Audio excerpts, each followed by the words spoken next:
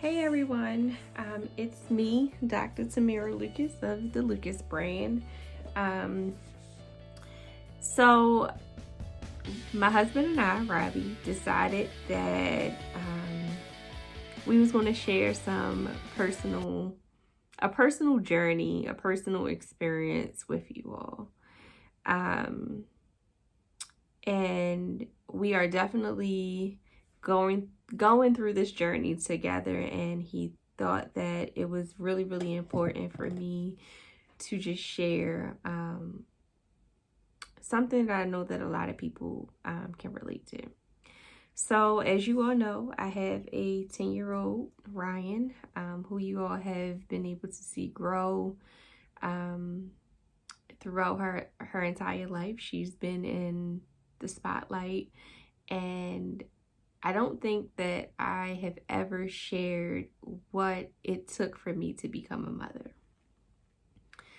So 11 years ago, in January of 2009, Robbie and I had just came off of one of our first cruise vacation together, and I had to go to the doctor's office, my OBGYN, to get a procedure done because my pap smear had came back abnormal.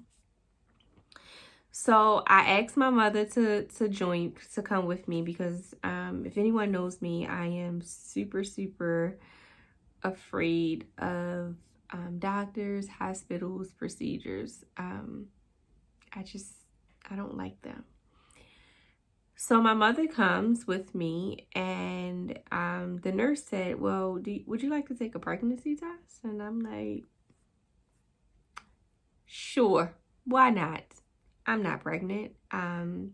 Because previously Robbie and I was trying to get pregnant, but it never happened. So in my head, I'm like, I'm not pregnant.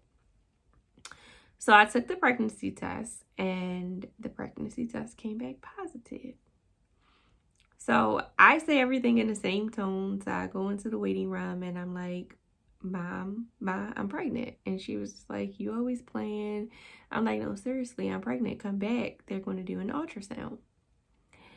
So when they did the ultrasound, the nurse or the ultrasound tech, I forgot the technical name, couldn't find the baby.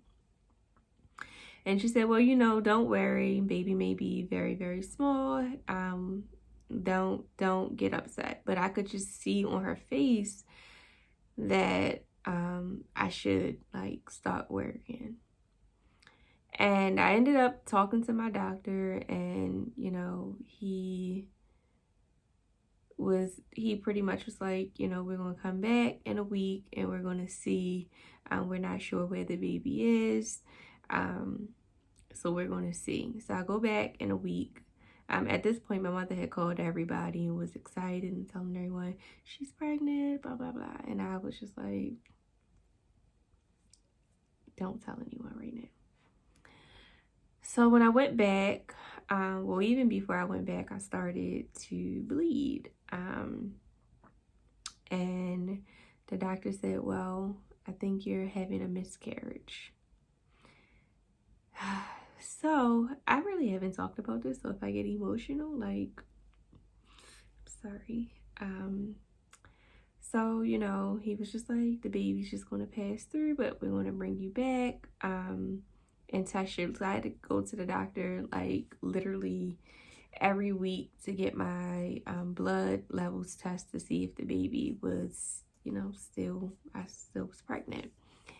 And it all came down to me being pregnant in my tubes. So I went through this for about 2 months of being pregnant in my tubes, and they ended up having to give me a shot that in my thigh, and it would pass the baby through. And I was devastated. I wanted nothing more than to be a mother. And I had given up on becoming a mom because of this. I went through postpartum depression. because, you know, being pregnant, having an ectopic pregnancy or miscarriage, you're essentially pregnant and you're delivering. So, you know, Robbie and I had decided, like, you know, we're just not going to focus on this. We're going to focus on other things. And in November of the same year, I don't even know what made me take a pregnancy test, but I just randomly took a pregnancy test and I found out I was pregnant again. So him and I, for the first trimester, we did not tell anyone. When I went to the doctor, the baby was in the right place, but I was still extremely nervous. I was super sick. It was just bad. Like I was sick and I couldn't tell anybody. Only one other person knew, and it was my coworker. Oh, and my sister, she knew. But we were the only 4 people that knew that I was pregnant until the first trimester. And now 10 years later, you have Ryan. So I say that to say that many of you all have asked me, when am I getting pregnant again? When am I having another baby? And it's a very sensitive topic for me, or discussion, because I don't know. It's not that Robbie and I don't want to have a baby. It's just that we haven't. So recently I've had very, very bad menstrual cramps. And my doctor, you know, they did all of these tests and they couldn't figure out why. And I decided that, well, she actually suggested that I get this test done to see if I had a blockage in one of my tubes, in the tube where I was pregnant at. So because I had to get this test done, I just decided to start the entire fertility process so that we can see what's really wrong. You know, I think that as African American women, we are not very conscious of our health and our bodies. And I just think that it was really important to really, you know, find out the truth. Like, just don't let a doctor tell you anything. Really do your research and learn more about your body. So we decided to take you guys on this fertility journey with us. And what you will see moving forward is me and Robbie pretty much going through the process. All of my blood work has come down good, but I am going to take you on the journey of me getting tests, so you'll see what happens.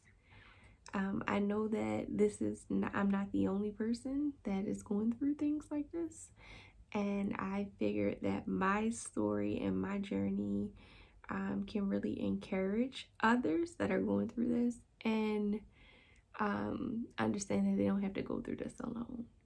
So I'm going to bring you guys on this journey, and that's really all I have to say. So the next part of this video, you'll see what happens when I go for my first test.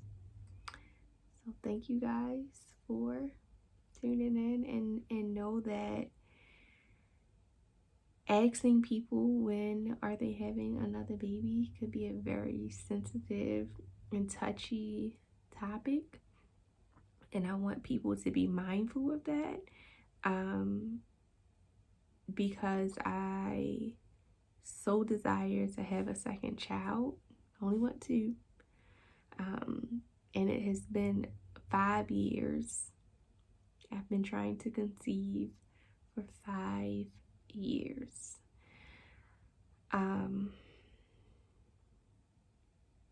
Okay, so I'm about to get emotional, so I'm just going to let you all see the next part of my journey. So Hey guys, I just pulled up at the doctor's office. I was actually supposed to go a few hours later, but they called and said that they had availability. But I know that if you're seeing this, then you've already heard the announcement. I don't even want to say the announcement, but the story that I shared about fertility.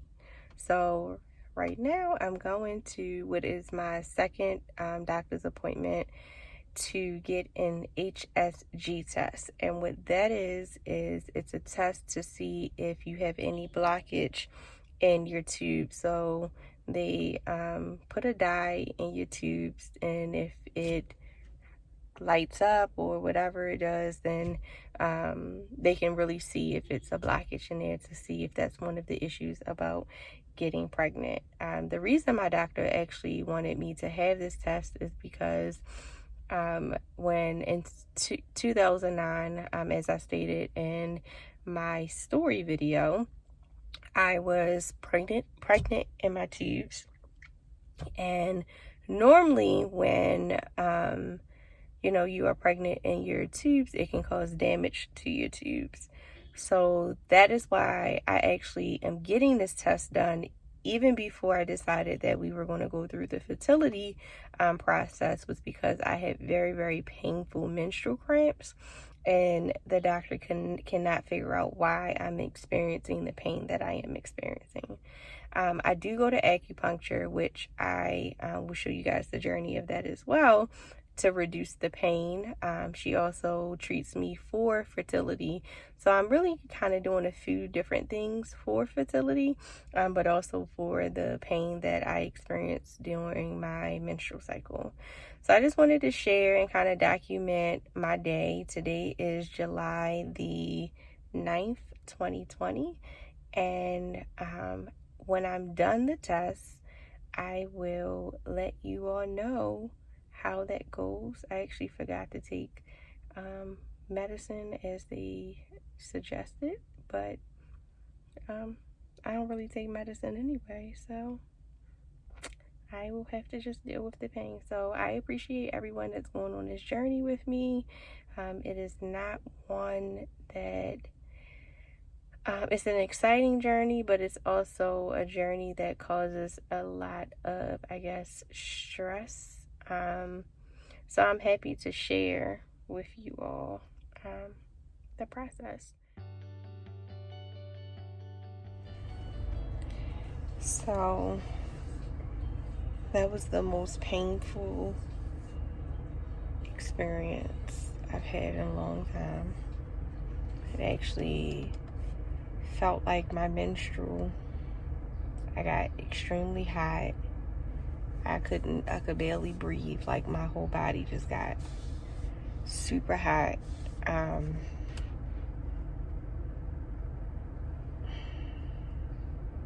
in pain right now. The nurse had to give me some water and a banana.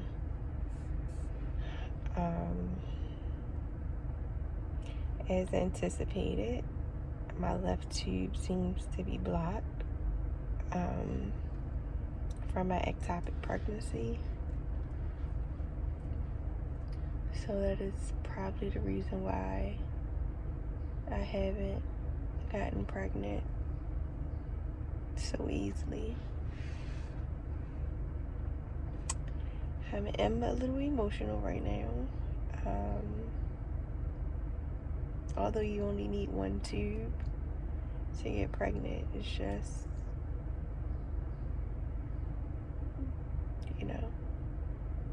ultimately they're gonna have to remove my tube, probably, so I won't have the pain that I have. So it's just emotional. I really don't know what to say.